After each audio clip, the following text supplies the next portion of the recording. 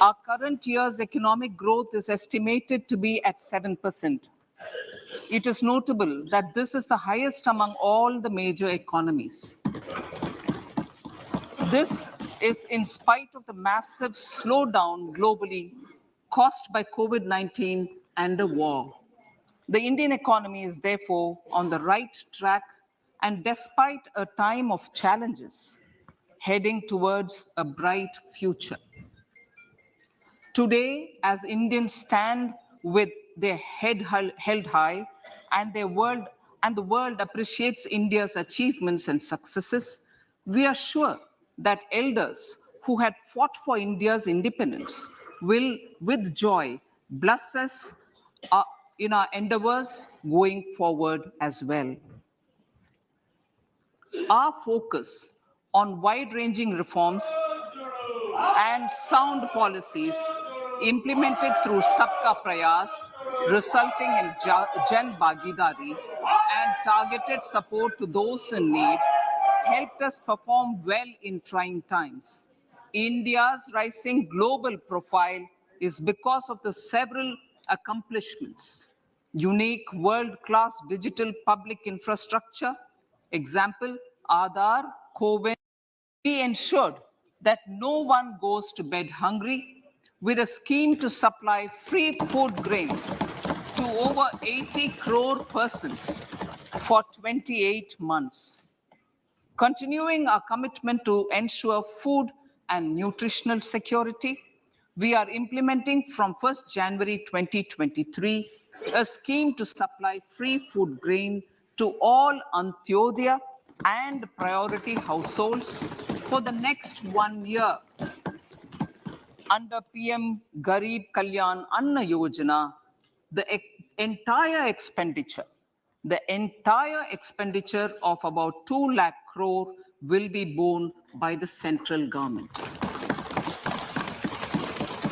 In these times of global challenges, the G20 presidency gives us a unique opportunity to strengthen India's role in the world economic order. With the theme of Vasudhaiva Kutumbakam, we are steering an ambitious, people-centric agenda to address global challenges and to facilitate sustainable economic development. The government's efforts since 2014 have ensured for all citizens a better quality of life and life of dignity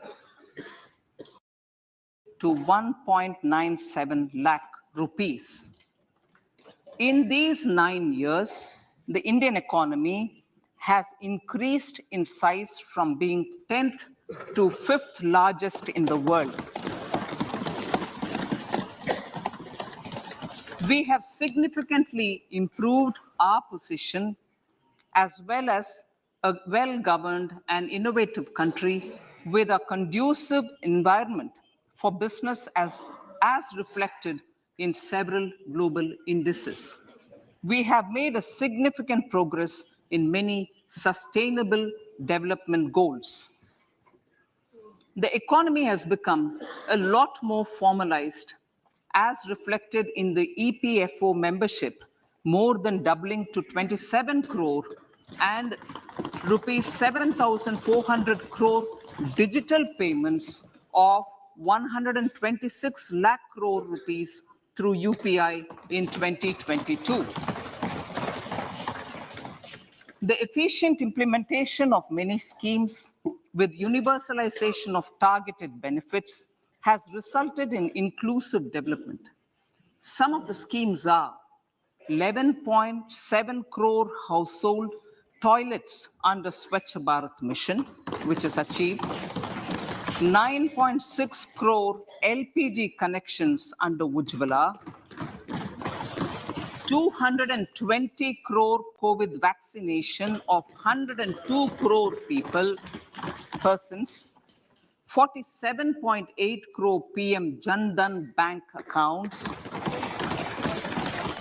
insurance cover for 44.6 crore persons under PM Suraksha Bima and PM Jeevan Jyoti Yojana, and cash transfer of 2.2 lakh crores of rupees to 11.4 crore to over 11.4 crore farmers under PM Kisan Samman Nidhi.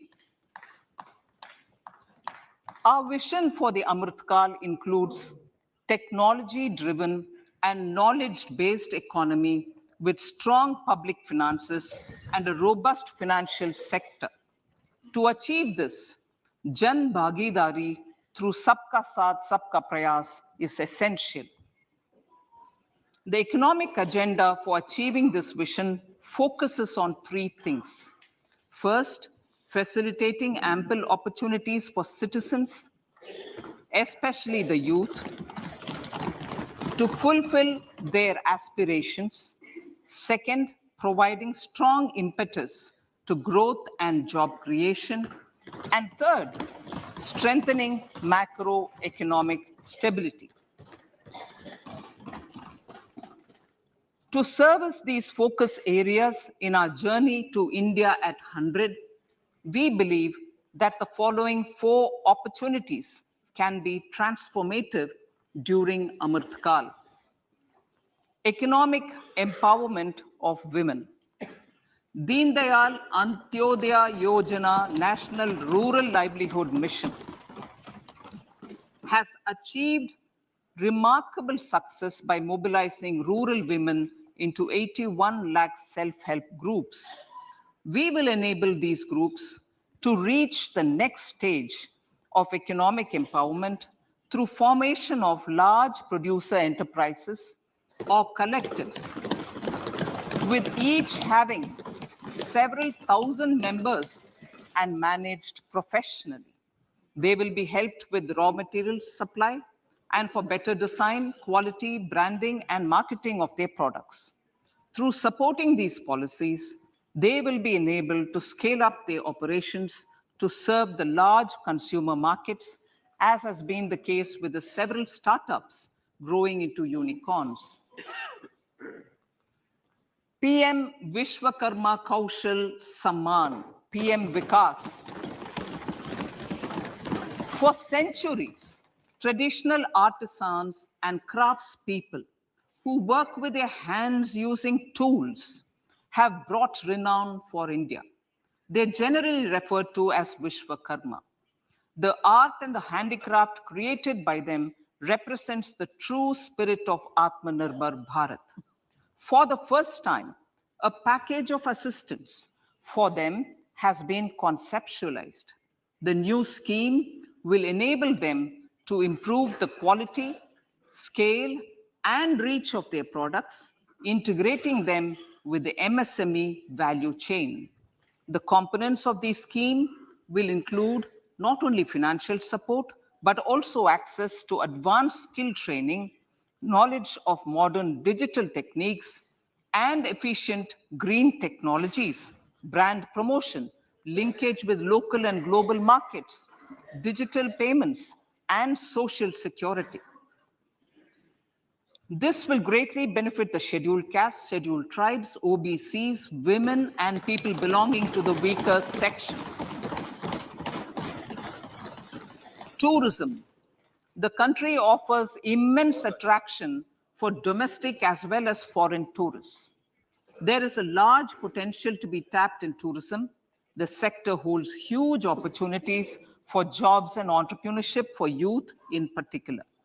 Promotion of tourism will be taken up on mission mode with active participation of states, convergence of government programs, and public-private partnerships. Green growth.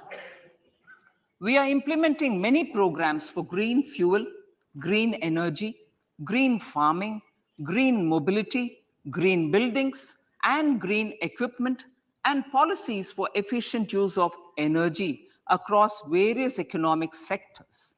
These green growth efforts help in reducing carbon intensity of the economy and provides for large-scale green job opportunities.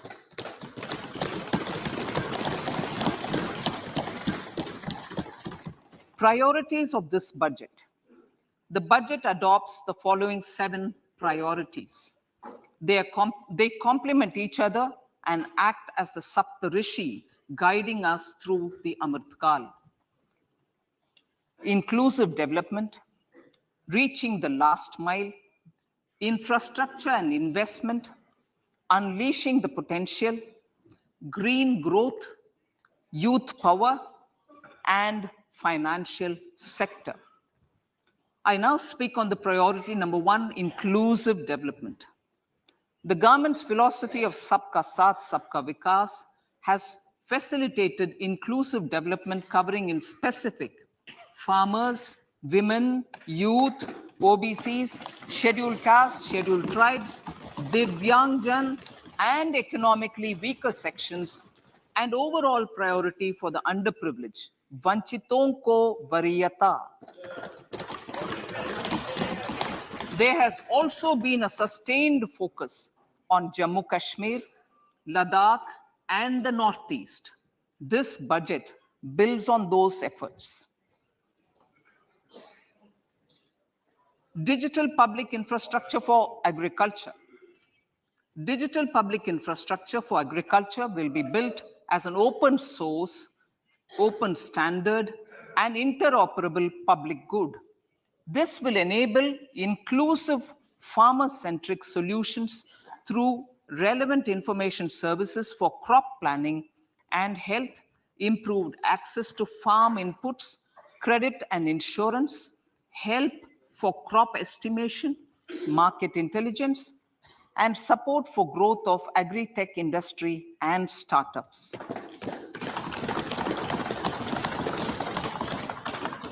An agriculture accelerator fund. An agriculture accelerator fund will be set up to encourage agri startups by young entrepreneurs in rural areas. The fund will aim at bringing innovative and affordable solutions for challenges faced by farmers. It will also bring in modern technologies to transform agricultural practices, increase productivity and profitability.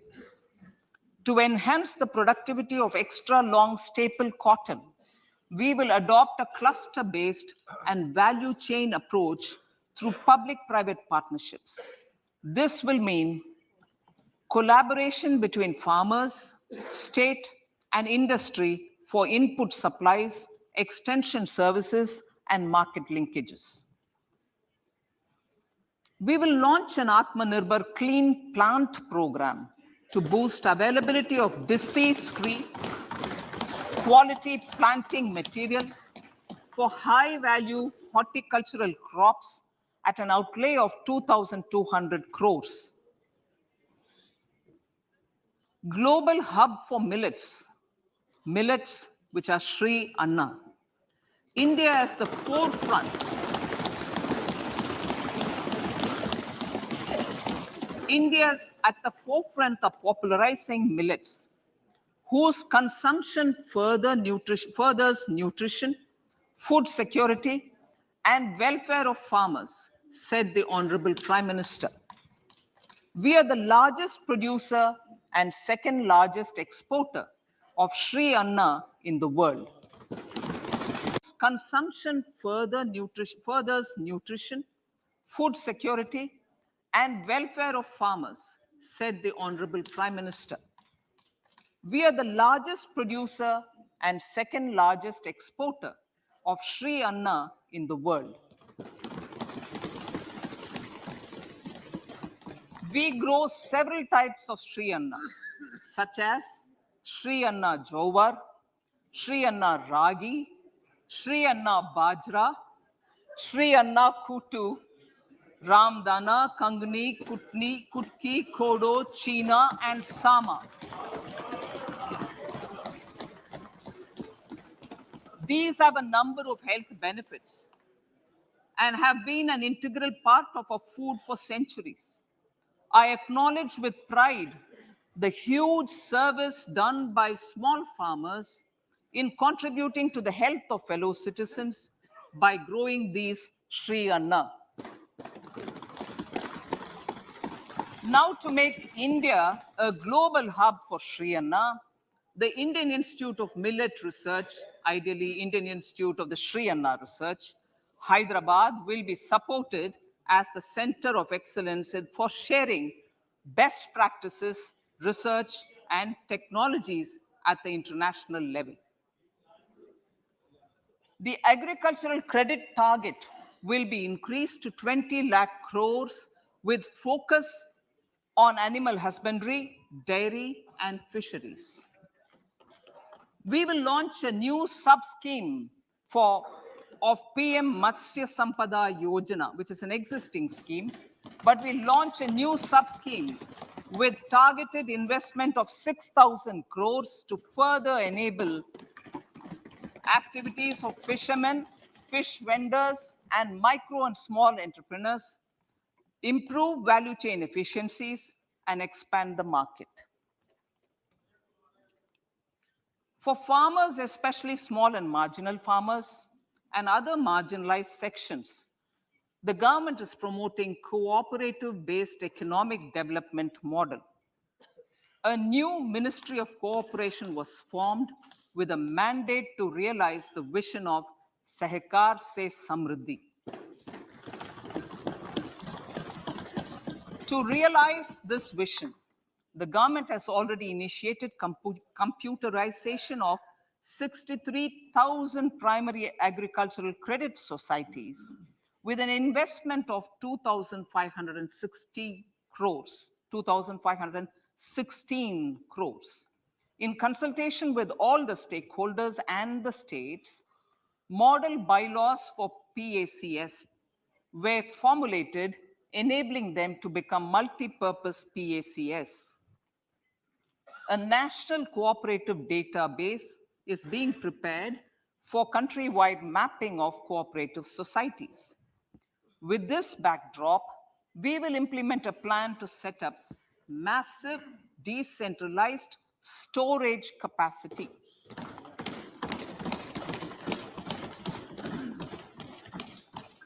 This will help farmers store their produce and realize remunerative prices through sale at appropriate times.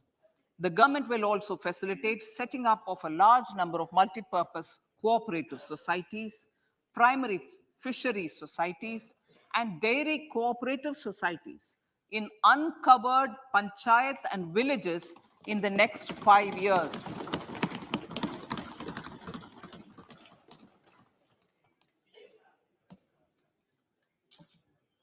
Health, education, and skilling.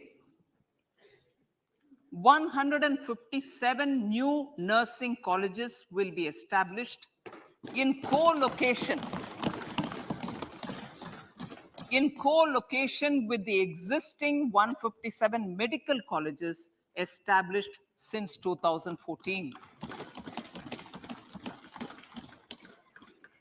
A mission to eliminate sickle cell anemia by 2047 will be launched. It will entail awareness creation, universal screening of 7 crore people in the age group of 0 to 40 years in affected tribal areas, and counseling through collaborative efforts of central ministries and state governments.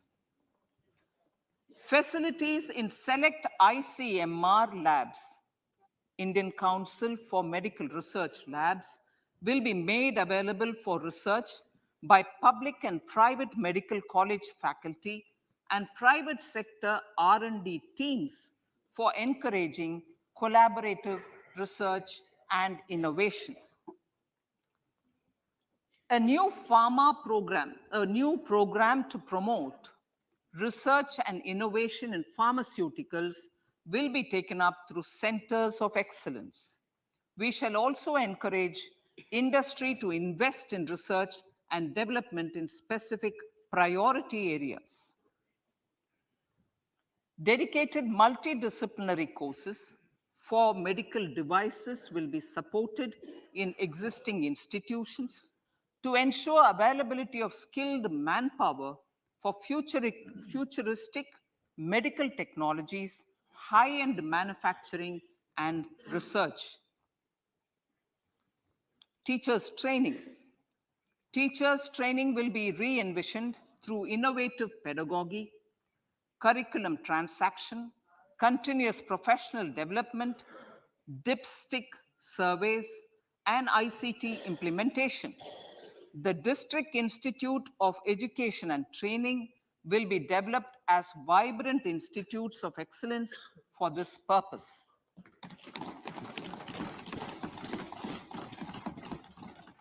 National Digital Library for Children and Adolescents. A National Digital Library for Children and Adolescents will be set up for facilitating availability of quality books across geographies, languages, genres, and levels, and device-agnostic accessibility. States will be encouraged to set up physical libraries for them at panchayat and ward levels and provide infrastructure for accessing the National Digital Library resources. Additionally, to build a culture of reading and to make up for pandemic time learning loss, the National Book Trust, the Children's Book Trust, and other sources will be encouraged to provide and replenish non-curricular titles in regional languages and in English to these physical libraries. Collaboration with NGOs that work in literacy will also be a part of this initiative to inculcate financial literacy. Financial sector regulators and organizations will be encouraged to provide age-appropriate reading material to these libraries. I move to priority 2, reaching the last mile. Prime Minister Vajpayee's government had formed the Ministry of Tribal Affairs and the Department of Development of Northeast Region to provide a sharper focus to the objective of reaching the last mile. Our government has formed the ministries of Ayush, Fisheries, Animal Husbandry and Dairying, Skill Development, Jal Shakti, and Cooperation. Building on the success of the Aspirational Districts program, the government has recently launched the Aspirational Blocks program, covering 500 blocks for saturation of essential government services across multiple domains such as health, nutrition, education, agriculture, water resources, financial inclusion, skill development, and basic infrastructure. Manya Speaker, sir, Pradhan Mantri PBTG, which is Primitive Vulnerable Tribal Groups Development Mission, is being launched. To improve socio-economic conditions of the particularly vulnerable tribal groups, the PBTGs as we refer them to, Pradhan Mantri PBTG Development Mission will be launched. This will saturate PBTG families and habitations with basic facilities such as safe housing, clean drinking water and sanitation, improved access to education, health, nutrition, road and telecom connectivity, and sustainable livelihood opportunities. An amount of 15,000 crores will be made available to implement the mission in the next 3 years under the Development Action Plan for the Scheduled Tribes. Ekalavya Model Residential Schools. In the next 3 years, Center will recruit 38,800 teachers and support staff for the 740 Ekalavya Model Residential Schools, which is serving 3.5 lakh tribal students.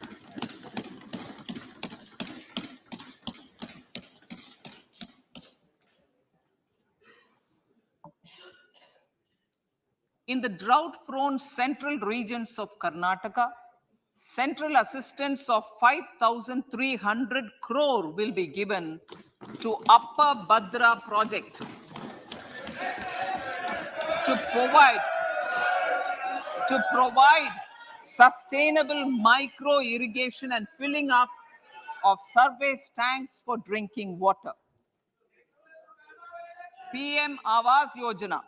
The outlay for PM Awas Yojana is being enhanced by 66% to over 79,000 crores. Bharat Shared Repository of Inscriptions will be set up in a digital epigraphy museum with digitization of 1 lakh ancient inscriptions in the first stage. Support for poor prisoners. For poor persons who are in prisons and unable to afford the penalty or the bail amount, required financial support will be provided.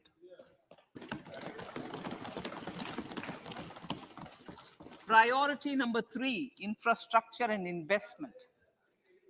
Investments in infrastructure and productive capacity have a large multiplier impact on growth and employment.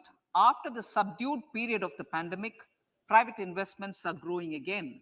The budget takes the lead once again to ramp up the virtuous cycle of investment and job creation. Honorable Speaker, sir, the capital investment outlay is being increased steeply for the 3rd year in a row by 33% to 10 lakh crores, which would be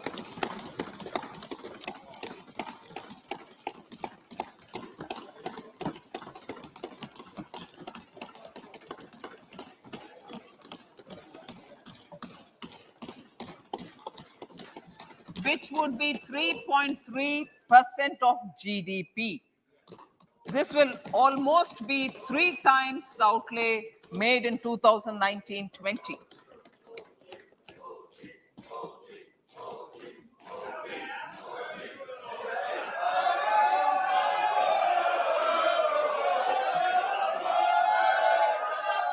This substantial increase in recent years is central to the government's efforts to enhance growth potential and job creation, crowd in private investments, and provide a cushion against global headwinds. The direct capital investment by the center is complemented by the provision made for creation of capital assets through grants and aids to state. The effective capital expenditure of the center is budgeted at 13.7 lakh crore rupees, which will be 4.5% of GDP. Support to state governments for capital investment. I have decided to continue the 50-year interest-free loan to state governments for 1 more year to spur investment in infrastructure and to incentivize them for complementary policies actions with a significantly enhanced outlay of 1.3 lakh crores. The newly established Infrastructure Finance Secretariat will assist all stakeholders for more private investment in infrastructure, including railways, roads, urban infrastructure, and power, which are predominantly depend on public resources. The harmonized master list of infrastructure will be reviewed by an expert committee for recommending the classification and financing framework suitable for Amartkal. A capital outlay, I'm talking about railways now, sir, Honorable Speaker. Railways. A capital outlay of 2.40 lakh crores has been provided for the railways. This is the highest ever outlay this highest ever outlay is about 9 times the outlay made in 2013-14. 100 critical transport infrastructure projects, for last and first mile connectivity for ports, coal, steel, fertilizer, and food grain sectors have been identified. They will be taken up on priority with investment of 75,000 crores, including 15,000 crore from private sources. 50 additional airports, heliports, water aerodromes, and advanced landing grounds will be revived for improving regional air connectivity.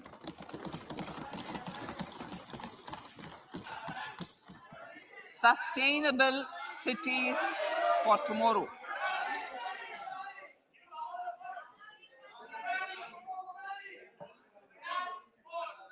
States and cities will be encouraged to undertake urban planning reforms and actions to transform our cities into sustainable cities of tomorrow. This means efficient use of land resources, adequate resources for urban infrastructure, transit-oriented development, enhanced availability and affordability of urban land, and opportunities for all. Through property tax governance reforms and ring fencing user charges on urban infrastructure, cities will be incentivized to improve their creditworthiness for municipal bonds. Like the RIDF, an urban infrastructure development fund will be established through use of priority sector lending shortfall. This will be managed by the National Housing Bank and will be used by public agencies to create urban infrastructure in Tier 2 and Tier 3 cities. States will be encouraged to leverage resources from the grants of the 15th Finance Commission as well as existing schemes to adopt appropriate user charges while accessing the UIDF. We expect to make available 10,000 crore rupees per annum for this purpose. All cities and towns will be enabled for 100% mechanical desludging of septic tanks and sewers to transition from manhole to machine hole mode.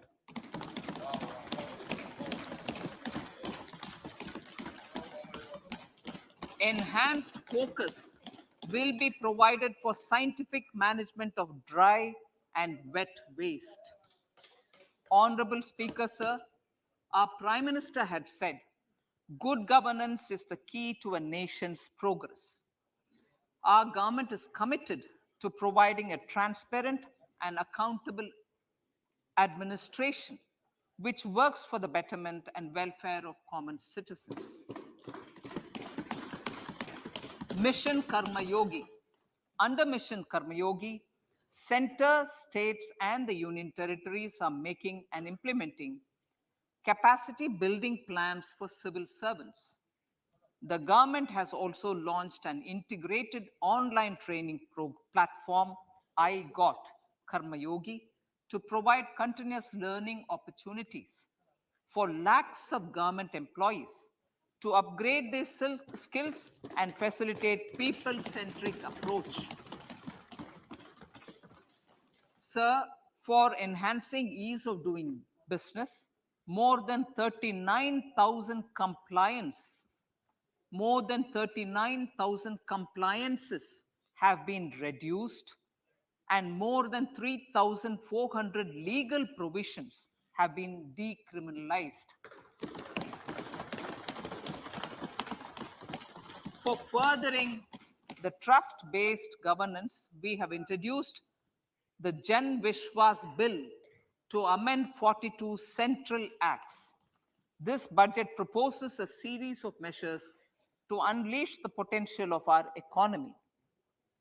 Centers of Excellence for Artificial Intelligence. For realizing the vision of Make AI in India and Make AI Work for India, 3 centers of excellence for artificial intelligence will be set up in top educational institutions. Leading industry players will partner in conducting interdisciplinary research, develop cutting-edge applications, and scalable problem solutions in the areas of agriculture, health, and sustainable cities. This will galvanize an effective AI ecosystem and nurture quality human resources in the field. National Data Governance Policy to unleash innovation and research by startups and academia. A national data governance policy will be brought out. This will enable access to anonymized data. The KYC process will be simplified, adopting a risk-based instead of one-size-fits-all approach. The financial sector regulators will also be encouraged to have a KYC system fully amenable to meet the needs of digital India. One-stop solution for identity and address updating. A one-stop solution for reconciliation and updating of identity and address of individuals maintained by various government agencies, regulators, and regulated entities will be established using DigiLocker service and Aadhaar as foundational identity. Speaker, sir, common business identifier. For the business establishments required to have a permanent account number, the PAN will be used as the common identifier for all digital systems of specified government agencies. This will bring ease of doing business, and it will be facilitated through a legal mandate. For obviating the need for separate submission of same information to different government agencies, a system of unified filing process will be set up. Such filing of information or return in simplified forms on a common portal will be shared with other agencies as per the filer's choice. Vivad se Vishwas 1, relief for MSMEs. In cases of failure by MSMEs to execute contracts during the COVID period, 95% of the forfeited amount relating to the bid or performance security will be returned to them by government and government undertakings. This will provide relief to the MSMEs. Vivad se Vishwas 2, settling contractual disputes. To settle contractual disputes of government and government undertakings, wherein arbitral award is under challenge in a court, a voluntary settlement scheme with standardized terms will be introduced. This will be done by offering graded settlement terms depending on pendency level of the dispute. The state support mission of Niti Aayog will be continued for 3 years for our collective efforts towards national priorities. Result-based financing. To better allocate scarce resources for competing development needs, the financing of select schemes will be changed on a pilot basis from input-based to result-based. E-courts. For efficient administration of justice, phase 3 of the e-courts project will be launched with an outlay of 7,000 crores. Fintech services in India have been facilitated by our digital public infrastructure, including Aadhaar, PM Jan Dhan Yojana, Video, KYC, India Stack, and UPI. To enable more fintech innovative services, the scope of documents available in DigiLocker for individuals will be expanded. An entity DigiLocker will be set up for the use by MSMEs, large businesses, and also charitable trusts. This will be towards storing and sharing documents online securely whenever needed with various authorities, regulators, banks, and other business entities. 5G services. 100 labs for developing applications using 5G services will be set up in engineering institutions.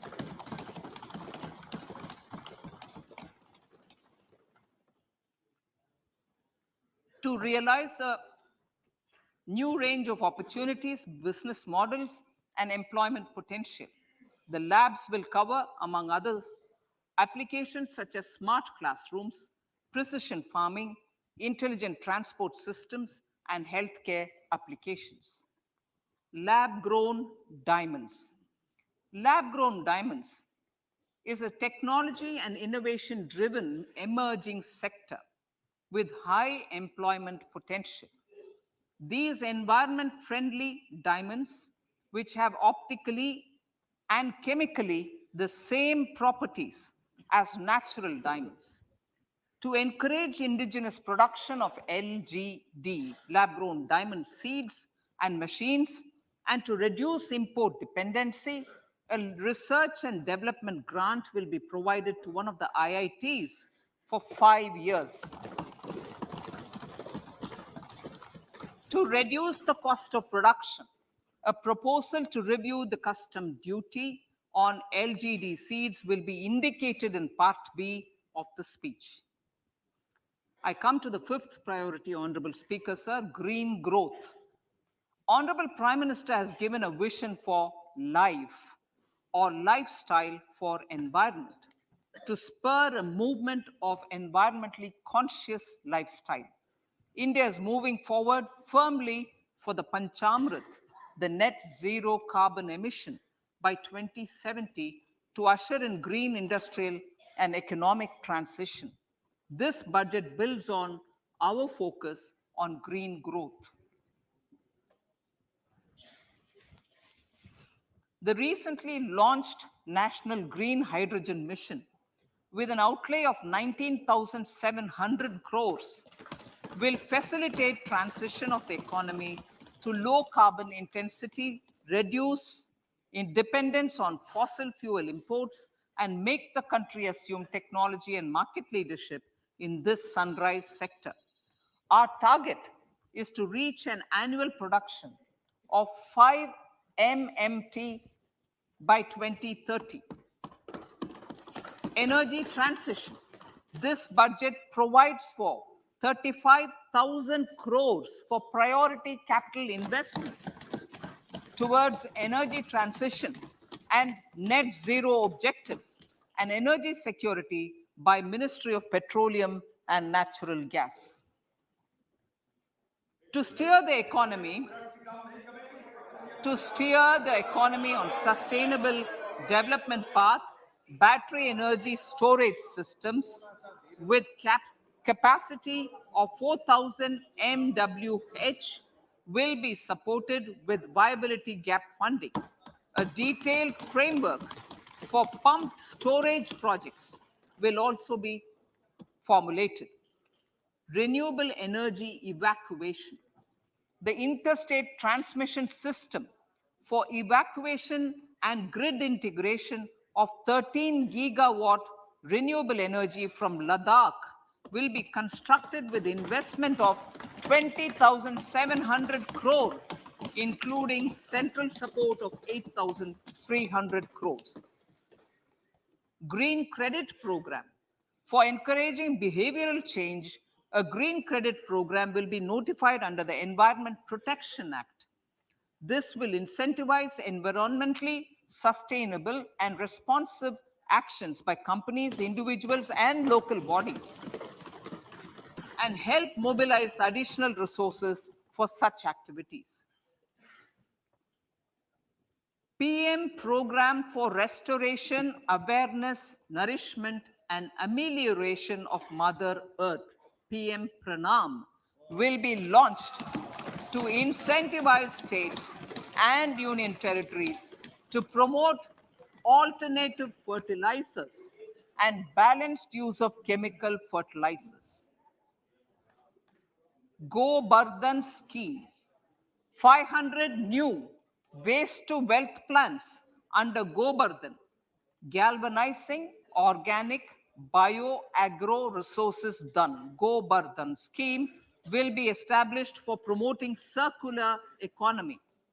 These will include 200 compressed biogas plants, including 75 plants in urban areas and 300 community or cluster-based plants at a total investment of 10,000 crores. I will refer to this in Part B also. In due course, a 5% CBG mandate will be introduced for all organizations marketing natural and biogas. For collection of biomass and distribution of biomanure, appropriate fiscal support will also be provided. Bharatiya Prakritik Kheti Bio Input Resource Centers. Over the next 3 years, we will facilitate 1 crore farmers to adopt natural farming. For this, Honorable Speaker, 10,000 bio input resource centers will be set up, creating a national level distributed micro fertilizer and pesticide manufacturing network. Mishti.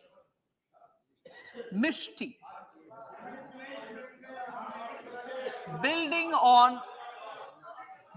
on India's success in afforestation, mangrove initiative for shoreline habitats and tangible incomes, Mishti, will be taken up for mangrove plantation along the coastline and on salt pan lands wherever feasible through convergence between Manrega, Campa Fund and other sources. Amrit Dharohar. Wetlands are vital ecosystems which sustain biological diversity. In his latest Man Ki Baat, the Prime Minister said, now, I quote, now the total number of Ramsar sites in our country has increased to 75, whereas before 2014, there were only 26, unquote. Local communities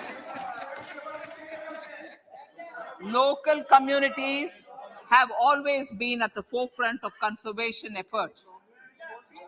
The government will promote their unique conservation values through Amrit Dharohar, a scheme that will be implemented over the next 3 years to encourage optimal use of wetlands and enhance biodiversity, carbon stock, ecotourism opportunities, and income generation for local communities. Coastal shipping. Coastal shipping will be promoted as the energy efficient and lower cost mode of transport, both for passengers and freight, through PPP mode with viability gap funding. Vehicle replacement. Vehicle replacement is an important continuing policy, replacing the old political,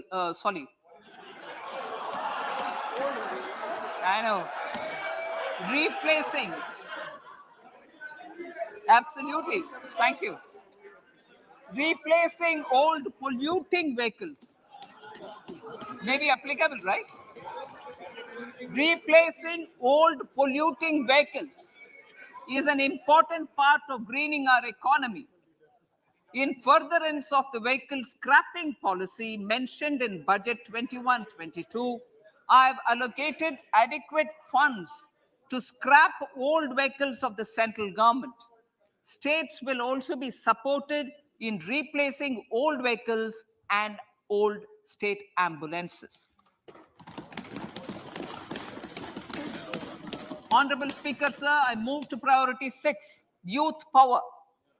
To empower our youth and help the Amrit PD realize their dreams, We have formulated the national education policy, which is very wide in its scope, but one of the things is also to focus on skilling, adopted economic policies that facilitate job creation at scale and have supported business opportunities. Pradhan Mantri Kaushal Vikas Yojana. Pradhan Mantri Kaushal Vikas Yojana 4.0 will be launched to skill lakhs of youth within the next 3 years. On-job training, industry partnership, and alignment of courses with needs of industry will be emphasized. The scheme will also cover new age courses for Industry 4.0 like coding, AI, robotics, mechatronics, IoT, 3D printing, drones, and other soft skills. To skill youth for international opportunities, 30 Skill India International Centers will be set up across different states. The digital ecosystem for skilling will be further expanded with the launch of a unified Skill India digital platform for enabling demand-based formal skilling, linking with employers, including MSMEs, and facilitating access to entrepreneurship schemes. To provide stipend support to 47 lakh youths in 3 years, direct benefit transfer under a pan-India national apprenticeship promotion scheme will be rolled out. Tourism. Honorable Speaker, sir, with an integrated and innovative approach, at least 50 destinations will be selected through challenge mode. In addition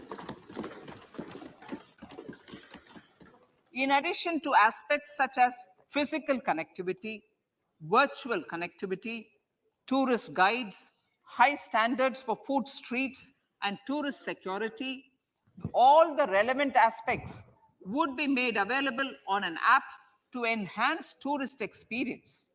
Every destination would be developed as a complete package. The focus of development of tourism would be on domestic as well as foreign tourists.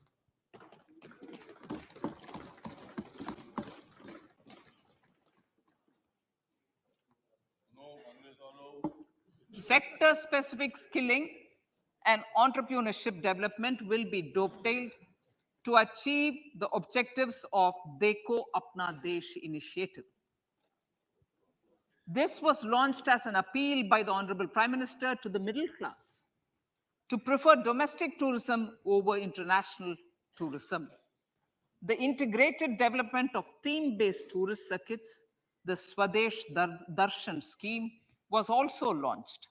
Under the Vibrant Villages program, tourism infrastructure and amenities will be facilitated in border villages. Unity Mall.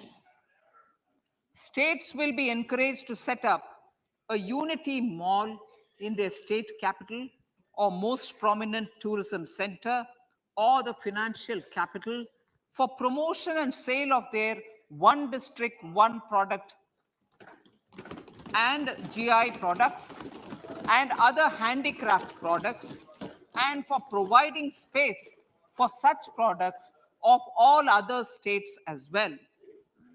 Sir, priority number 7, financial sector. Our reforms in the financial sector and innovative use of technology have led to financial inclusion at scale, better and faster service delivery, ease of access to credit, and participation in financial markets. This budget proposes to further these measures. Credit guarantee for MSMEs. Last year, I proposed revamping of the credit guarantee scheme for the MSMEs. I am happy to announce that the revamped scheme will take effect from 1st April 2023 through infusion of 9,000 crores in the corpus.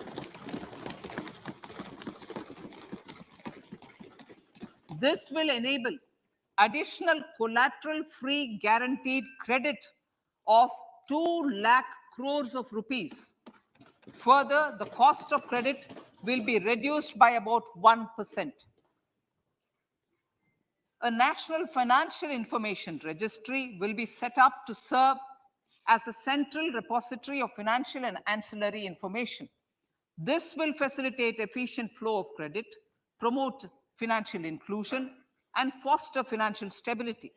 A new legislative framework will govern this credit public infrastructure and will be designed in consultation with the RBI.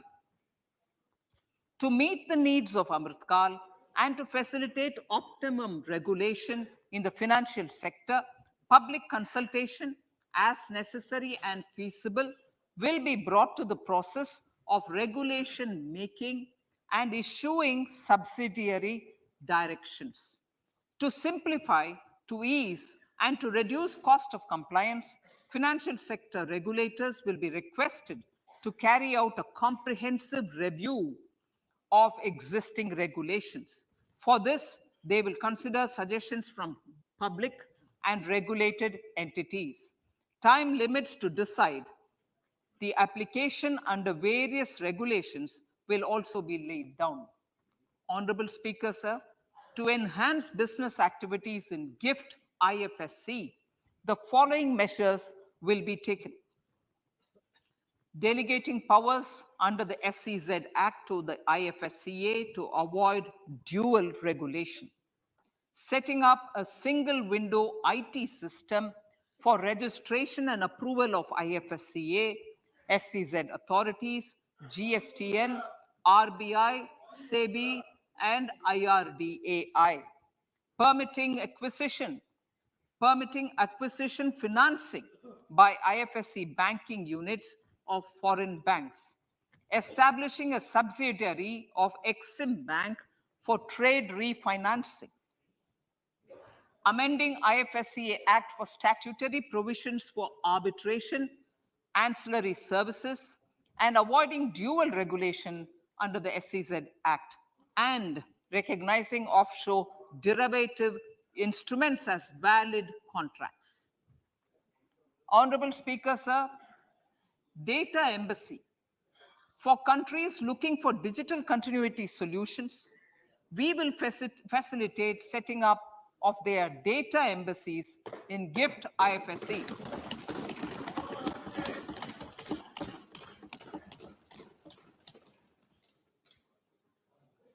Improving governance and investor protection in banking sector.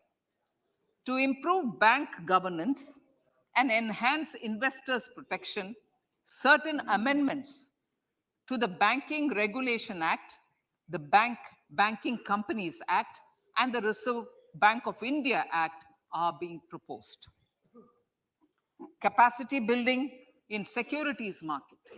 Honorable Speaker, sir, to build capacity of functionaries and professionals in the securities market, SEBI will be empowered to develop, regulate, maintain, and enforce norms and standards for education in the National Institute of Securities Markets and to recognize award of degrees, diplomas, and certificates. A central processing center will be set up for faster response to companies through centralized handling of various forms filed with field officers under the Companies Act. Reclaiming of shares and dividends. For investors to reclaim unclaimed shares and unpaid dividends from the Investor Education and Protection Fund Authority with ease, from the Investor Education and Protection Fund Authority with ease, an integrated IT portal will be established. Digital payments continue to find wide acceptance. In 2022, they show an increase of 76% in transaction and 91% in value.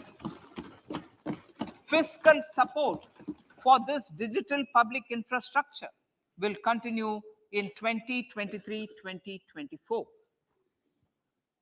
Azadi Ka Amrit Mahotsav, Mahila Samman Bachat Patra. for commemorating Azadi Ka Amrit Mahotsav, a one-time new small savings scheme, Mahila Samman Savings Patra or Savings Certificate, Mahila Samman Savings Certificate will be made available for a 2-year period up to March 2025. This will offer deposit facility up to 2 lakh in the name of a woman or girls for a tenor of 2 years at fixed interest rate of 7.5% with partial withdrawal option. Senior citizens. The maximum deposit limit for senior citizens savings scheme will be enhanced from 15 lakh to 30 lakhs of rupees. The maximum deposit limit for monthly income account scheme will be enhanced from 4.5 lakh to 9 lakh for single account and from 9 lakh to 15 lakh for joint account. Honorable Speaker, sir, fiscal management. 50 years interest-free loan to states. The entire 50-year loan to states has to be spent on capital expenditure within 2023-24.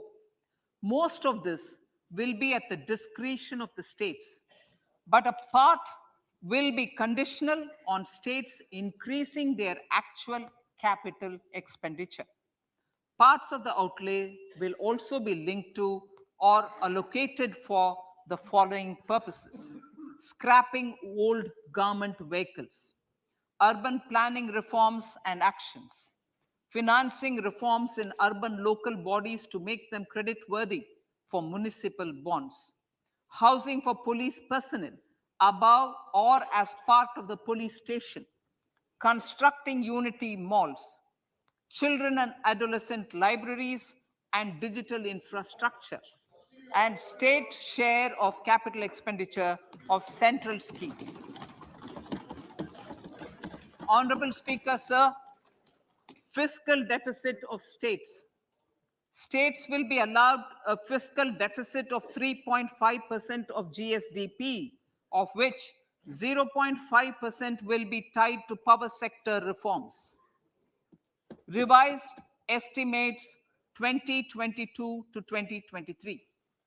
The revised estimate, Honorable Speaker, sir, of the total receipts other than borrowing is 24.3 lakh crores, of which the net tax receipts are 20.9 lakh crores. The revised estimate of the total expenditure is 41.9 lakh crores of rupees, of which the capital expenditure is about 7.3 lakh crores. The revised estimate of the fiscal deficit is 6.4% of GDP, adhering to the budget estimate. So budget estimates of 2023-24. Coming to 2023-24, the total receipts other than borrowings and the total expenditure are estimated at 27.2 lakh crores and 45 lakh crores respectively. The net tax receipts are estimated at 23.3 lakh crores. The fiscal deficit is estimated to be 5.9% of the GDP. In my budget speech for 21-22, I had announced that we plan to continue the path of fiscal consolidation, reaching a fiscal deficit of below 4.5% by 2025-26, with a fairly steady decline over the period. We have adhered to this path, and I reiterate my intention to bring the fiscal deficit below 4.5% of GDP by 2025-26. To finance the fiscal deficit in 2023-24, the net market borrowings from dated securities are estimated at 11.8 lakh crores. The balance financing is expected to come from small savings and other sources. The gross market borrowings are estimated at वित्तीय वर्ष 2023-24 के लिए बाजार से कुल 11.8 लाख करोड़ का कर्ज उठाएगी सरकार।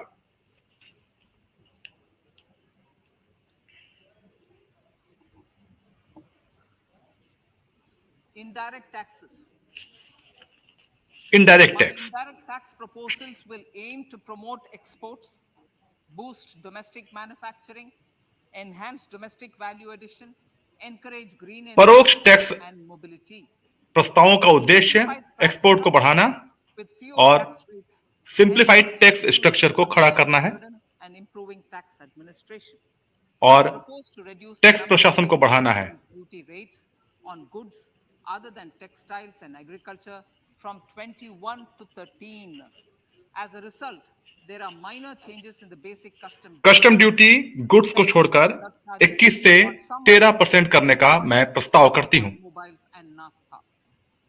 Green mobility. ग्रीन मोबिलिटी पर Cascading of taxes on blended compressed natural gas. I blended propose compressed natural gas पर on GST paid compressed biogas contained in it. पर मैं एक्साइज ड्यूटी में टैक्स ड्यूटी के से छूट का प्रस्ताव करती हूं। Duty exemptions is being extended to import of capital goods and machinery required for manufacture of lithium ion cells, lithium iron battery को बढ़ावा देने के लिए ताकि ई व्हीकल को बढ़ावा मिले। electronics.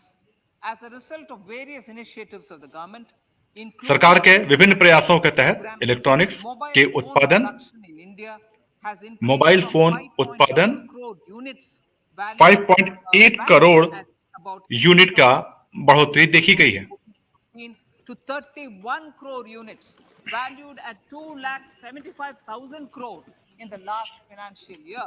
जिसकी वजह से 2.7 लाख करोड़ का पिछले वित्तीय वर्ष में योगदान रहा। I propose to provide relief to customs duty. I propose to provide relief in customs duty on import of certain parts and inputs. Mobile के कुछ पार्ट्स जैसे कि कैमरा लेंस वगैरह पर मैं कस्टम ड्यूटी में कटौती का प्रस्ताव करती हूं 1 और साल के लिए। Similarly, to promote साथ ही साथ value addition in manufacture of televisions, I propose to reduce the basic customs duty on parts of open cells of TV panels to 2.5%. Electrical, to rectify inversion of duty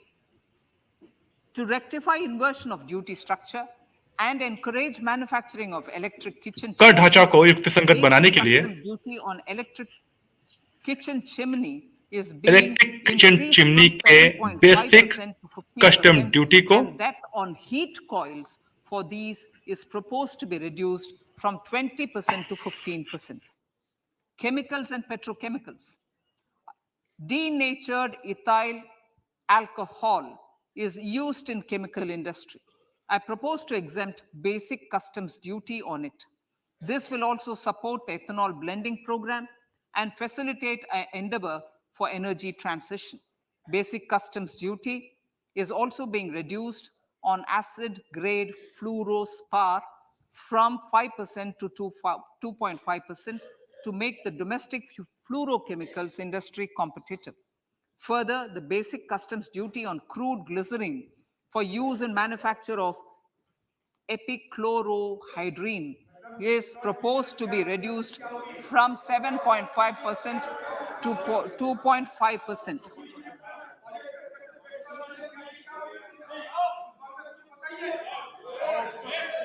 Marine products. In the last financial year, marine products recorded the highest export growth, benefiting farmers in the coastal states of the country. To further enhance the export competitiveness of marine products, particularly shrimps, duty is being reduced on key inputs for domestic manufacture of shrimp feed. India is a global leader, as I said in part A, in cutting and polishing of natural diamonds, contributing about 3/4 of the global turnover by value. With the depletion of deposits of natural diamonds, the industry is moving towards lab-grown diamonds, and it holds huge promise. To seize this opportunity, I propose to reduce the basic customs duty on seeds used in their manufacture. Custom duties on door or dore and bars of gold and platinum were increased earlier this fiscal. I propose to increase the duties on articles made therefrom to enhance the duty differential.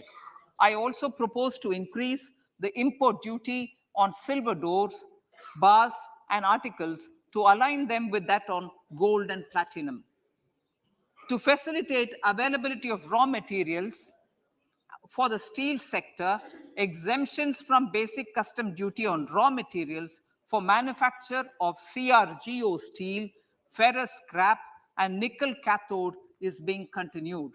Similarly, the concessional BCD of 2.5% on copper scrap is also being continued to ensure the availability of raw materials for secondary copper producers who are mainly in the MSME sectors.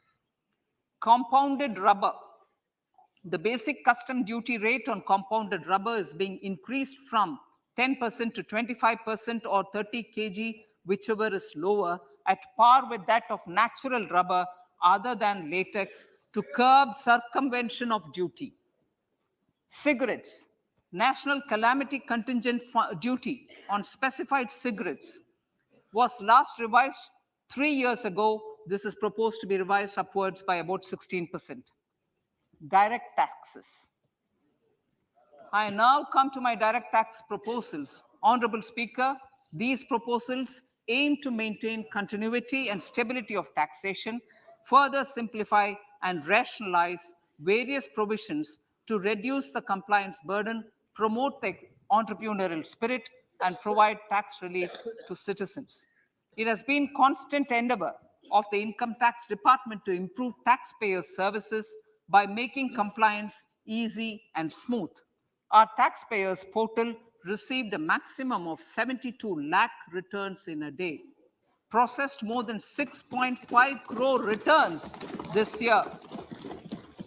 Average processing period reduced from 93 days in financial year 13-14 to 16 days only now.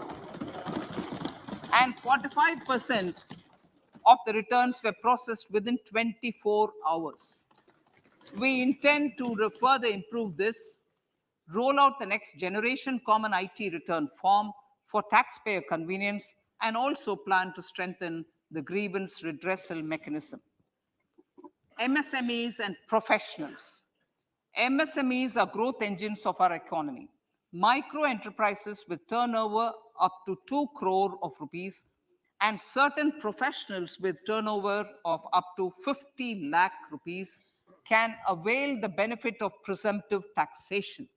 I propose to provide enhanced limits of 3 crore and 75 lakh respectively to the taxpayers whose cash receipts are no more than 5%.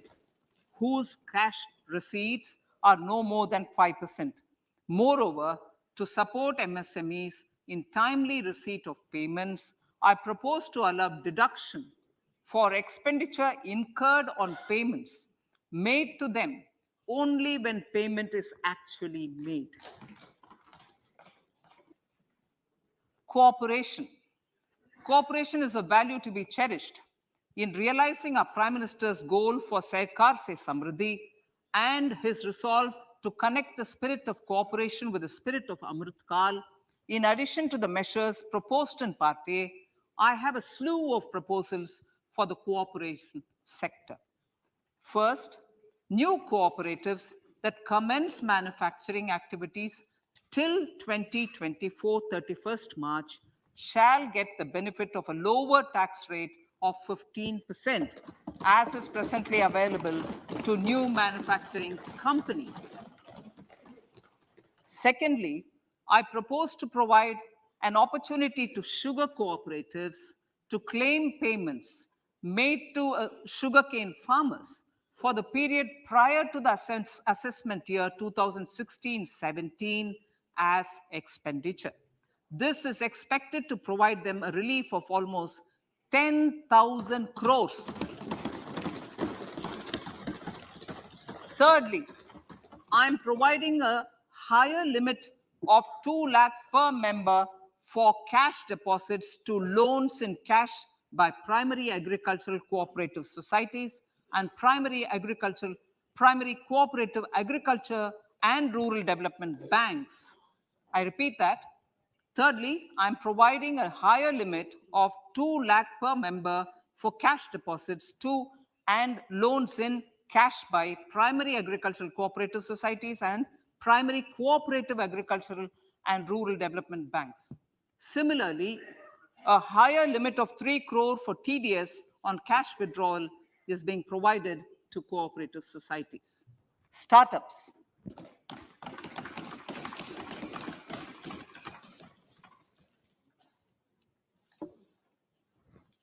Entrepreneurship is vital for a country's economic development. We have taken a number of measures for startups and they have borne results. India is now the third largest ecosystem for startups globally and ranks second in innovation quality among middle-income countries. I propose to extend the date of incorporation for income tax benefits to startups from 31/3/2023 to 31/3/2024. I further propose to provide the benefit of carry forward of losses on change of shareholding of startups from 7 years of incorporation to 10 years.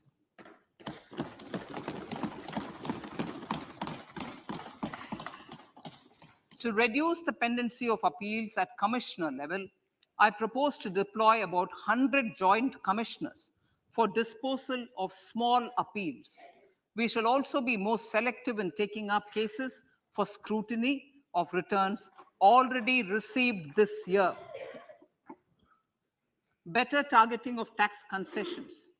For better targeting of tax concessions and exemptions, I propose to cap deduction from capital gains on investment in residential house under Section 54 and Section 54F to 10 crores. Another proposal with similar intent is to limit income tax exemption from proceeds of insurance policies with very high value. Rationalization. Honorable Speaker, sir, there are a number of proposals relating to rationalization and simplification. Income of authorities, boards, and commissions set up by statutes of union or state for the purpose of housing, development of cities, towns, and villages, and regulating and developing an activity or matter is proposed to be exempted from income tax. Other major measures in this direction are removing the minimum threshold of 10,000 for TDS and clarifying taxability relating to online gaming, not treating conversion of gold into electronic gold receipts and vice versa as capital gains, reducing the TDS rate from 30% to 20% on taxable portion of EPF withdrawals in non-PAN cases, and taxation on income for market-linked debentures. Other major proposals in the finance bill relate to the following: extension of period of tax benefits to funds relocating to IFSC, GIFT City till 31/3/2025, decriminalization under Section 276A of the Income Tax Act, allowing carry forward of losses on strategic disinvestment, including that of IDBI Bank, and providing EEE status to Agniveer Fund. Personal income tax.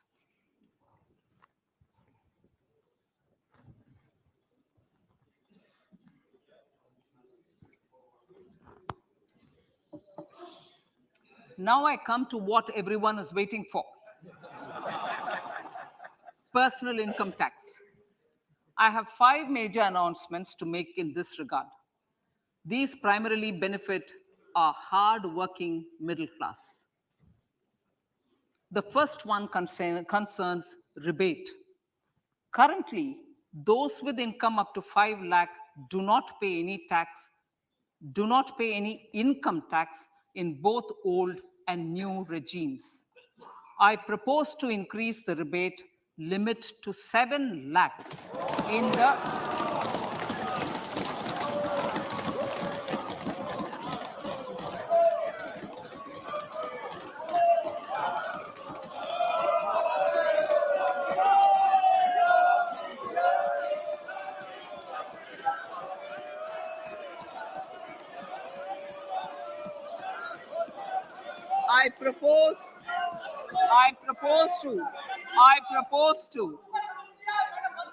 I propose to increase the rebate limit to 7 lakh in the new tax regime.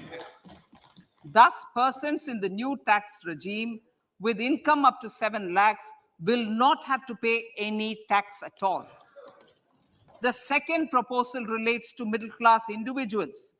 I had introduced in the year 2020 the new personal income tax regime with 6 income slabs starting from 2.5 lakh. I propose to change the tax structure in this regime by reducing the number of slabs to 5 and increasing the tax exemption limit to 3 lakhs. The new tax rates are 0 to 3 lakh, nil. 3 to 6 lakhs, 5%. 6 to 9 lakhs, 10%. 9 to 12 lakh, 15%. 12 to 15 lakhs, 20%. And above 15 lakhs, 30%. This will provide major relief to all taxpayers in the new regime. An individual with an annual income of 9 lakhs will be required to pay only 45,000 rupees. This is only 5% of his or her income. It is a reduction of 25% on what he or she is required to pay now. That is 60,000. So in the place of 60,000, it is now only 45,000. Similarly, an individual with an income of 15 lakh rupees would be required to pay only 1.5 lakh or 10% of his income or her income, a reduction of 20% from the existing liability of 1,87,500 rupees. My third proposal is for the salaried class and the pensioners, including family pensioners, for whom I propose to extend the benefit of standard deduction to the new tax regime. Each salaried person with an income of 15.5 lakh rupees or more will thus stand to benefit by 52,500 rupees. My fourth announcement in personal income tax is regarding the highest tax rate, which in our country is 42.74%. This is among the highest in the world. I propose to reduce the highest surcharge. Rate from 37% to 25% in the new tax regime.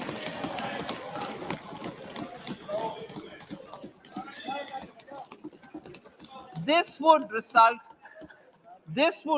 in reduction of the maximum rate. This would result in the reduction of the maximum tax rate to 39%.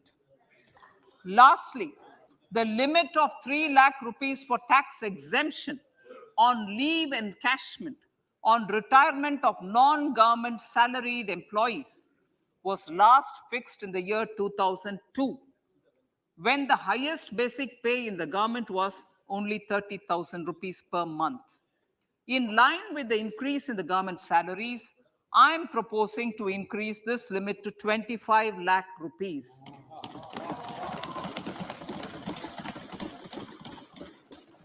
We are also making the new income tax regime as the default tax regime. However, citizens will continue to have the option to avail the benefit of the old tax regime. Apart from these, I'm also making some other changes as given in the annexure. As a result of these proposals, revenue of about 38,000 crore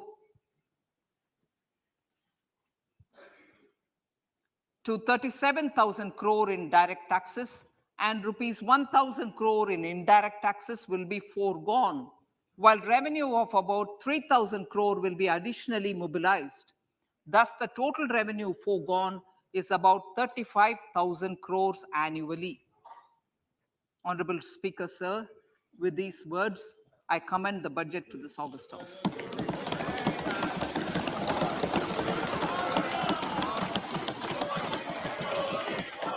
One hour, 25 minutes. Item number 1 माननीय item number 2 Shrimati Nirmala Sitharaman ji. Sir, with your permission, I lay on the table of the following statements. Under Section 3(1) of the Fiscal Responsibility Budget Management Act 2003, 1. Medium-term fiscal policy cum fiscal policy strategy statement and macroeconomic framework statement. माननीय सदस्यगण, जैसा कि आपको समाचार भाग 2 के माध्यम से पहले ही सूचित किया जा चुका है कि माननीय वित्त मंत्री जी के बजट भाषण की प्रतियां हार्ड कॉपी के रूप में उपलब्ध कराई गई है. आप बजट भाषण की अपनी अपनी प्रति प्रकाशन पलक से ले लें. आपको ये भी सूचित किया जाता है कि माननीय मंत्री द्वारा बजट प्रस्तुत किए जाने के पश्चात उसकी प्रतियां आपको मेंबर्स पोर्टल के माध्यम से उपलब्ध करा दी जाएगी. आइटम नंबर 3 माननीय मंत्री जी, वित्त मंत्री जी. Sir, with your permission, I rise to move for leave to introduce the Finance Bill 2023. प्रश्न ये कि विधेयक को पुनर्स्थापित करने की अनुमति प्रदान की जाए. जो सदस्य इसके पक्ष में हाँ कहें, जो सदस्य विरोध में ना कहें. मेरे विचार में निर्णय हाँ वालों के पक्ष में. माननीय मंत्री जी विधेयक को पुनर्स्थापित करें. Sir, I introduce the bill. सभा की कार्रवाई कल गुरुवार दिनांक 2 फरवरी 2023 को प्राप्त 11 बजे तक के लिए स्थगित की जाती है.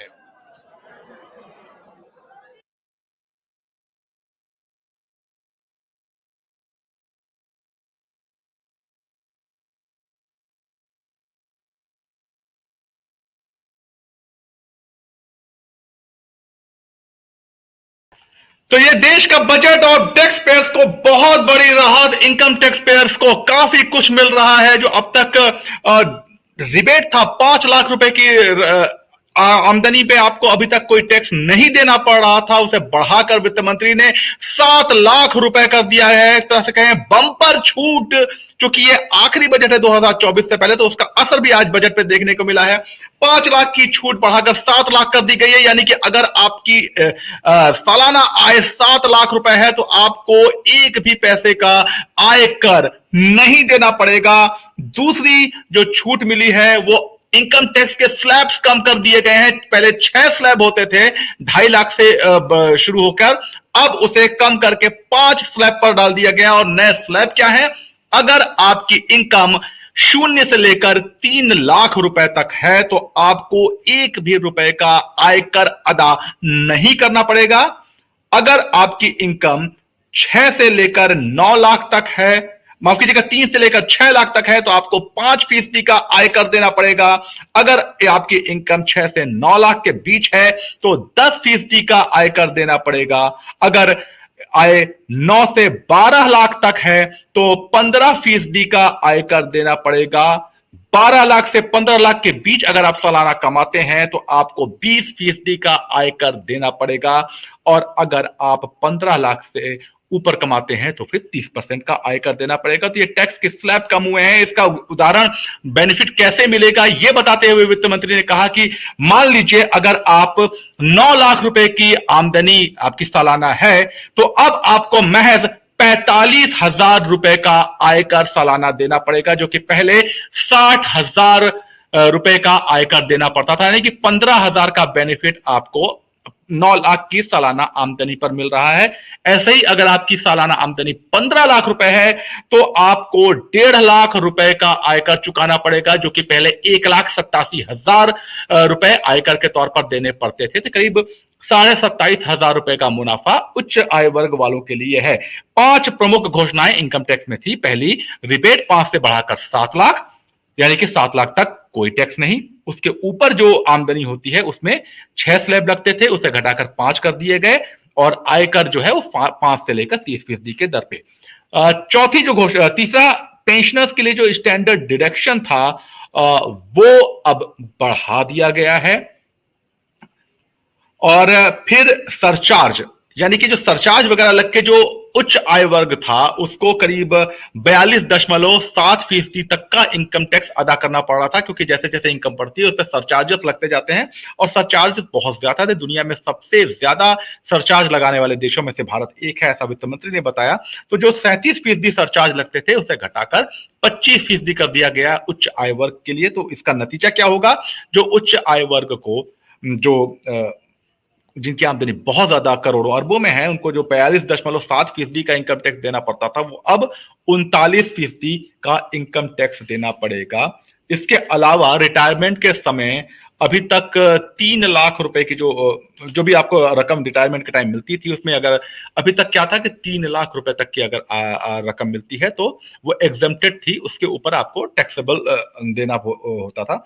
अब उसे बढ़ाकर 25 लाख कर दिया गया है, यानी कि रिटायरमेंट के समय जो प्राप्तियां होती हैं आपको ग्रेजुएटी और अलग अलग फंड से मिलाकर, वो अगर प्राइवेट के लिए वो 25 लाख तक है, अगर 25 लाख के अंदर है तो उस पर कोई आयकर नहीं लगेगा। उसके बाद आयकर के जो विभिन्न स्लैब हैं, तो ये मिडिल क्लास को और खासतौर पे नौकरी पेशा वर्ग को एक बहुत बड़ी राहत है, जिसकी की लगातार मांग की जा रही थी, लगातार उम्मीद की जा रही थी।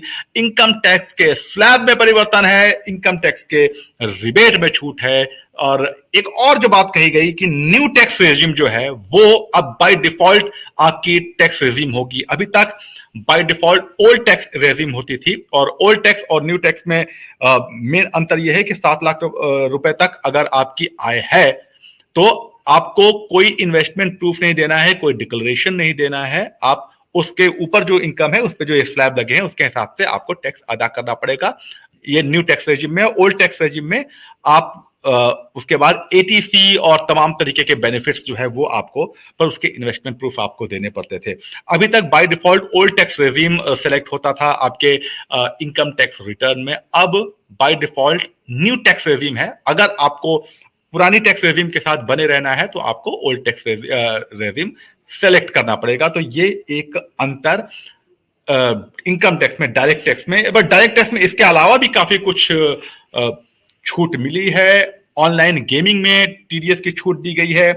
कैपिटल गेन्स वो 10 करोड़ तक उसकी सीमा बढ़ा दी गई है। अथॉरिटी बोर्ड जो कि सरकार द्वारा बनाए गए हैं, जो आवासीय सेक्टर में काम करते हैं, उनको उनकी जो आमदनी है उसे इनकम टैक्स से एग्जेम्प्टेड कर दिया गया है। ई गोल्ड पर जो टीडीएस है उसमें छूट दी गई है। ईपीएफ से जो निकासी है वो कुछ परिस्थितियों में उनको टीडीएस से एग्जेम्प्टेड किया गया है, कुछ परिस्थितियां हैं और उनको एग्जेम्प्टेड यानी कि 3E की कैटेगरी में रखा गया है। तो बजट के कह सकते हैं आखिरी बॉल पे छक्का मारने का काम वित्त मंत्री निर्मला सीतारमण ने किया है और जो टैक्स की छूट की बहुत समय से डिमांड होती आ रही थी, आखिरकार उसे फाइनली अपने मोदी सरकार के दूसरे जो कार्यकाल है उसके आखिरी पूर्ण बजट में मोदी सरकार ने वो छूट दे दी है। 3 लाख रुपए तक अब आपको कोई भी आयकर नहीं देना पड़ेगा। 3 से 6 लाख रुपए तक की अगर आपकी आय है तो 5% का टैक्स देना पड़ेगा। 6 से 9 लाख में 10% का, 9 से 12 में 15% का, 12 से 15 लाख में 20% का और 15 लाख के ऊपर 30% का आयकर देना पड़ेगा। निर्मला सीतारमण ने आज इस सरकार का एक तरह से कह सकते हैं आखिरी पूर्ण बजट पेश किया, क्योंकि अगले साल चुनाव है। तो जो अगले साल फरवरी में बजट होगा वो पूरक बजट होगा 3 महीने का। उसके बाद जो नई सरकार आएगी वो पूर्ण बजट पेश करेगी और इसमें जो रहा कुल सकल घरेलू प्राप्ति, सकल जो बजट प्राप्तियां हैं वो करीब 27.2 लाख करोड़ रुपए रही। सकल घरेलू व्यय वो 45 लाख करोड़ रुपए रहने का अनुमान है। टैक्स प्राप्तियों के करीब 23.3 लाख करोड़ रुपए रहने का अनुमान है। बाजार से 11.8 लाख करोड़ का कर्ज उठाएगी सरकार। बजट घाटा वो 5.9 यानी 5.9% है। जीडीपी का, कुल जीडीपी का 9% है और सरकार ने कहा है कि इसको 2025 तक 4% के भीतर लाने की योजना है और उस पर तेजी से काम चल रहा है। कई चीजों को सस्ता किया गया है, कस्टम ड्यूटी हटाई गई हैं, कम की गई हैं और जिसका नतीजा क्या होगा, चांदी के कुछ उत्पाद जो हैं वो सस्ते हो सकते हैं, मोबाइल फोन्स के कुछ मॉडल वो सस्ते होंगे, एलईडी के पैनल पर कस्टम ड्यूटी कम की गई है, तो यानी इंपोर्टेड एलईडी जो है वो कुछ सस्ती होंगी, इलेक्ट्रिक किचन चिमनी जो है वो सस्ती होंगी क्योंकि उन पर भी कस्टम ड्यूटी में छूट दी गई है, कुछ खिलौने जो हैं वो सस्ते होंगे, सिगरेट महंगा होगा, ऐसे भी काफी चीजें हैं जो महंगी होगी। तो ये कुछ सस्ता और महंगा का हिसाब किताब है। मगर जो सबसे बड़ी बात, सबसे अहम बात यह है, हमारे साथ अभी डायरेक्ट और इनडायरेक्ट दोनों टैक्स एक्सपर्ट्स जुड़ रहे हैं और अलग अलग क्षेत्रों के एक्सपर्ट्स जो हैं वो जुड़ेंगे और जब वो जुड़ेंगे तो उनसे और ज्यादा विस्तार में बात होगी। मगर अभी तक की जो स्थिति है वो ये है कि इनकम टैक्स को, करदाताओं को काफी इनकम टैक्स में राहत दी गई है।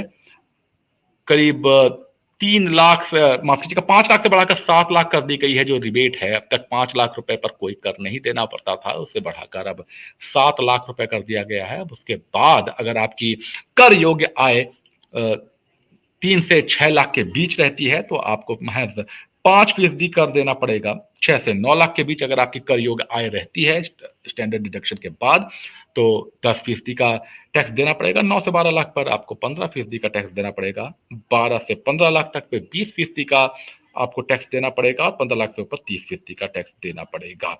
तो ये कुछ बहुत इंपॉर्टेंट घोषणाएं और ये एक ऐसी घोषणा है जिसका इंतजार लगभग हर कोई कर रहा था, हर किसी को इंतजार था। पेंशन भोगियों के लिए स्टैंडर्ड डिडक्शन की सीमा जो है वो बढ़ा दी गई है और ये भी एक बड़ी बात थी। टैक्स के स्लैब 6 से घटाकर 5 कर दिए गए हैं।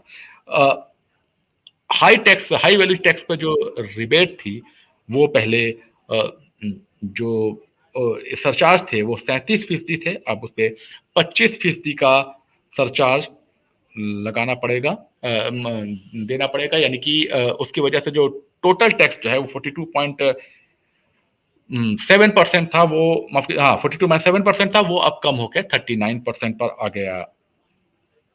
गया है। तो ये कुछ अहम बातें हैं। विदेशों से आयातित जो चांदी के सामान हैं वो थोड़े महंगे हो सकते हैं, मगर मोबाइल फोन जो इंपोर्टेड है उनके कुछ सेलेक्टेड मॉडल वो सस्ते होंगे। ई व्हीकल के सस्ते होने का अनुमान है क्योंकि जो ई व्हीकल की जो लिथियम बैटरीज हैं उन पर कस्टम ड्यूटी कम की गई है और ये बड़ी एक मैटर ऑफ कंसर्न भी था क्योंकि ई व्हीकल के जो बैटरीज हैं वो काफी महंगे हैं। तो वो चूंकि उस पर कस्टम ड्यूटी कम किया गया है तो वो सस्ते होंगे। मगर सोना, चांदी और प्लेटिनम, ये 3 चीजें महंगी होंगी और सोने के साथ हमारे भारत के लोगों का बड़ा लगाव होता है। बट ई व्हीकल सस्ते होंगे। स्क्रैप जो है 15 साल से पुराने पेट्रोल और 10 साल से पुराने डीजल वाहनों को स्क्रैप में डालने के लिए सरकार उस मद में अपने पैसे बजट को बढ़ा रही है और इसका कई तरह से असर होगा। एक तो सरकार जो सीधे तौर पर कह रही है कि पर्यावरण की सुरक्षा होगी, दूसरा ये स्क्रैप वाहन अगर सड़कों से हटेंगे तो जिनके पास भी ये गाड़ियां हैं वो उसके विकल्प के तौर पर जाएंगे और जब वो विकल्प के तौर पर जाएंगे तो एक डिमांड मार्केट में आएगी। ऑटोमोबाइल सेक्टर में को एक नेचुरल बूस्ट मिलेगा, बूम मिलेगा और उससे जो ऑटोमोबाइल सेक्टर की जो खस्ता हालत है उसमें काफी हद तक बदलाव फायदा होगा।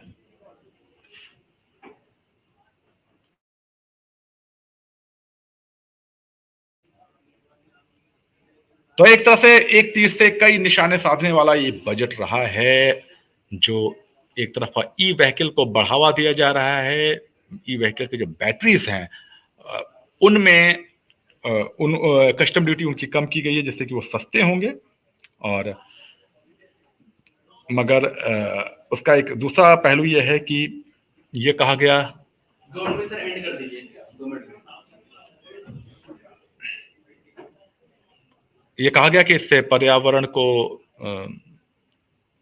सुरक्षा मिलेगी, प्रदूषण कम होगा और उसका दूसरा पहलू ये भी है कि ऑटोमोबाइल सेक्टर को एक बूस्ट मिलता है और वो बूस्ट कहीं ना कहीं जो एक खस्ताहाल इंडियन ऑटोमोबाइल इंडस्ट्री है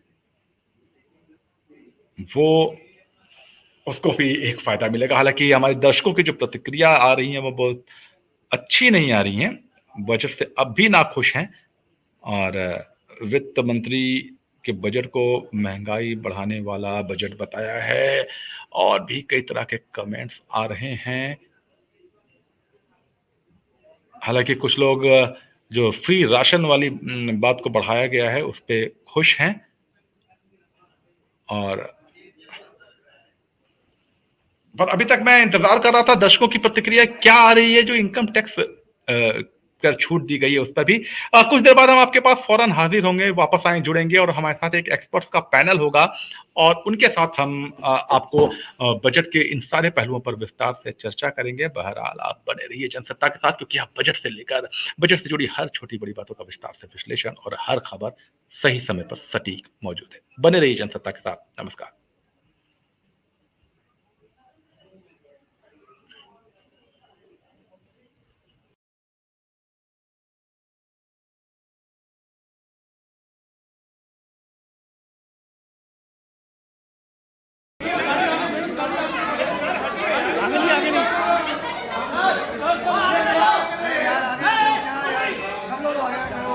अरे सिक्योरिटी आगे से हट जाओ।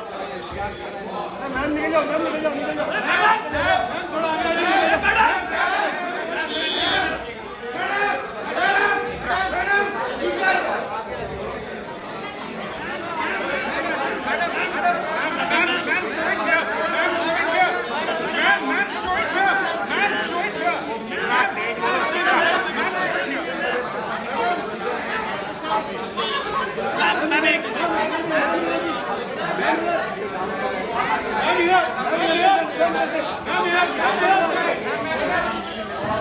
मैम दिखाइएगा जरा budget.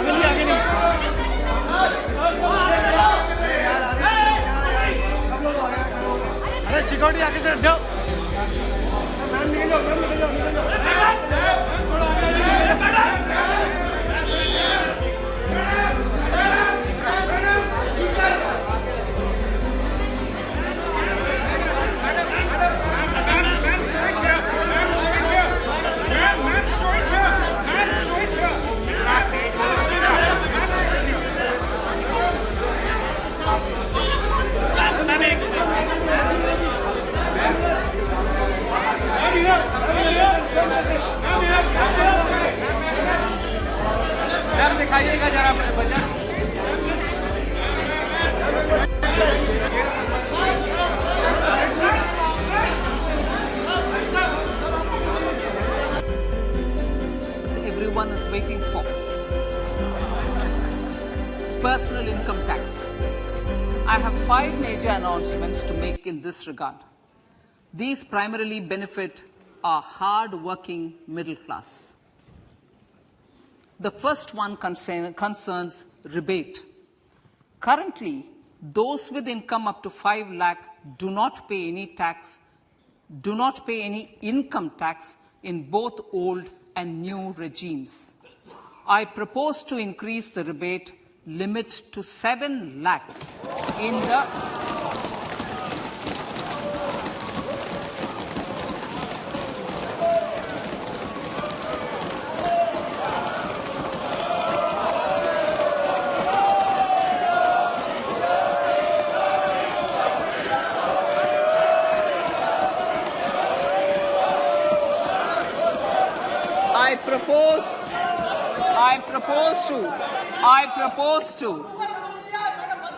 I propose to increase the rebate limit to 7 lakh in the new tax regime. Thus, persons in the new tax regime with income up to 7 lakhs will not have to pay any tax at all. The second proposal relates to middle-class individuals. I had introduced in the year 2020 the new personal income tax regime with 6 income slabs starting from 2.5 lakh.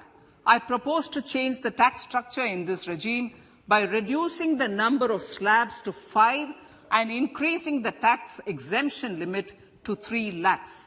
The new tax rates are 0 to 3 lakh, nil. 3 to 6 lakhs, 5%. 6 to 9 lakhs, 10%. 9 to 12 lakh, 15%. 12 to 15 lakhs, 20%. And above 15 lakhs, 30%. This will provide major relief to all taxpayers in the new regime. An individual with an annual income of 9 lakhs will be required to pay only 45,000 rupees. This is only 5% of his or her income. It is a reduction of 25% on what he or she is required to pay now. That is 60,000. So in the place of 60,000, it is now only 45,000. Similarly, an individual with an income of 15 lakh rupees would be required to pay only 1.5 lakh or 10% of his income or her income, a reduction of 20% from the existing liability of 1,87,500 rupees. My third proposal is for the salaried class and the pensioners, including family pensioners, for whom I propose to extend the benefit of standard deduction to the new tax regime. Each salaried person with an income of 15.5 lakh rupees or more will thus stand to benefit by 52,500 rupees. My fourth announcement in personal income tax is regarding the highest tax rate, which in our country is 42.74%. This is among the highest in the world. I propose to reduce the highest surcharge. Rate from 37% to 25% in the new tax regime.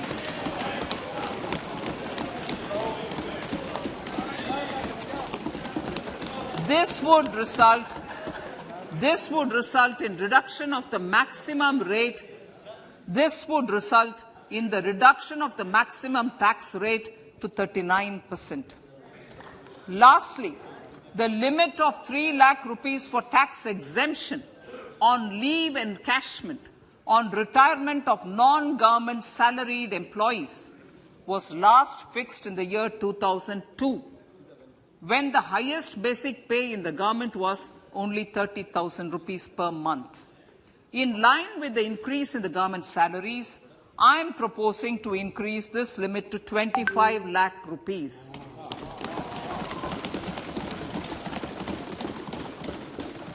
We are also making the new income tax regime as the default tax regime. However, citizens will continue to have the option to avail the benefit of the old tax regime. Apart from these, I am also making some other changes as given in the annexure. As a result of these proposals, revenue of about 38,000 crore to 37,000 crore in direct taxes and rupees 1,000 crore in indirect taxes will be foregone, while revenue of about 3,000 crore will be additionally mobilized. Thus, the total revenue foregone is about 35,000 crores annually.